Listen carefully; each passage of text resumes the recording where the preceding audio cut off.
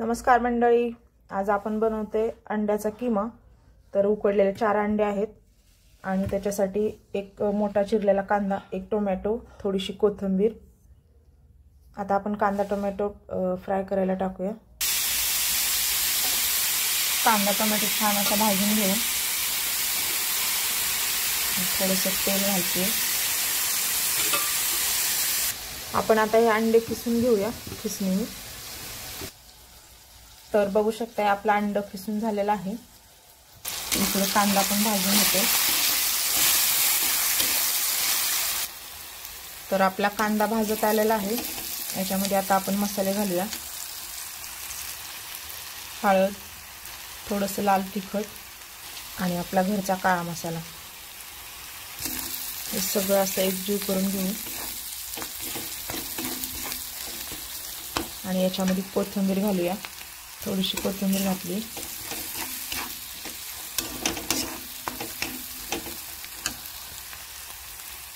आपण याच्यामध्ये खिसलेले अंडे घालू। याला असं मस्त मिक्स करून घेऊया। तर मीठ घातलेलं आहे। याला असं छान मिक्स करून घेऊ आणि याच्यामध्ये थोडंसं आपल्याला पाणी घालायचं आहे, कारण की आपला किमा जास्त कोरडा वाटते म्हणून।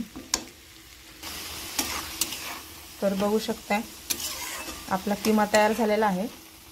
माझ्याकडे छोटी किसणी होती म्हणून मी त्यांनीच खिसलं। तुमच्याकडे छोटी मोठी कुठल्याही किसणीने खिसा, म्हणजे ते त्याचे दोरे असे लांब लांब दिसतील। आणि ह्याला पावासोबत किंवा चपातीसोबत तुम्ही खाऊ शकता।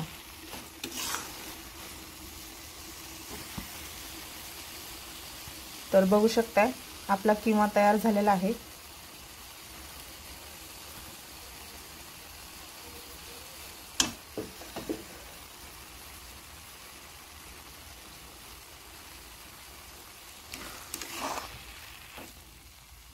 जर तुम्हाला माझी रेसिपी आवडत असेल तर माझ्या चॅनलला सबस्क्राइब करा, लाईक करा, शेअर करा आणि तुम्ही पण या किमा खायला।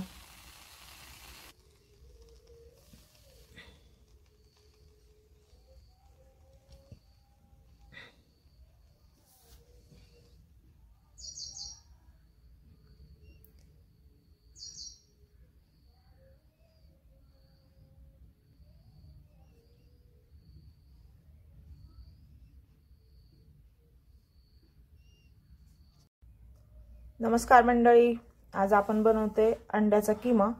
तर उकडलेले 4 अंडे आहेत आणि त्याच्यासाठी एक मोठा चिरलेला कांदा, एक टोमॅटो, थोडीशी कोथिंबीर।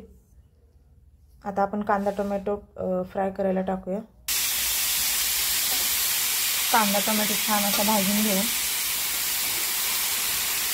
थोडंसं तेल घालते। आपण आता हे अंडे किसून घेऊया खिसणीने। तर बघू शकता आपला अंड खिसून झालेला आहे। इकडे कांदा पण भाजून घेते। तर आपला कांदा भाजत आलेला आहे। याच्यामध्ये आता आपण मसाले घालूया। हळद, थोडंसं लाल तिखट आणि आपला घरचा काळा मसाला। हे सगळं असं एकजीव करून घेऊ आणि याच्यामध्ये कोथिंबीर घालूया। थोडीशी कोथिंबीर घातली।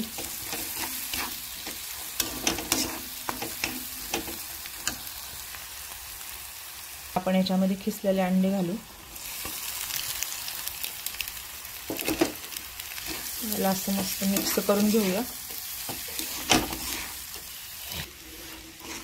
तर मीठ घातलेलं आहे। याला असं छान मिक्स करून घेऊ आणि याच्यामध्ये थोडंसं आपल्याला पाणी घालायचं आहे, कारण की आपला किमा जास्त कोरडा वाटते म्हणून।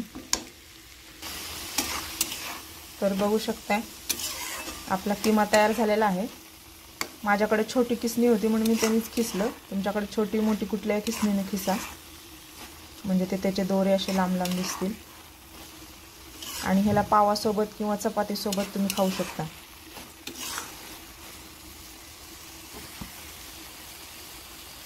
तर बघू शकता आपला किमा तयार झालेला आहे।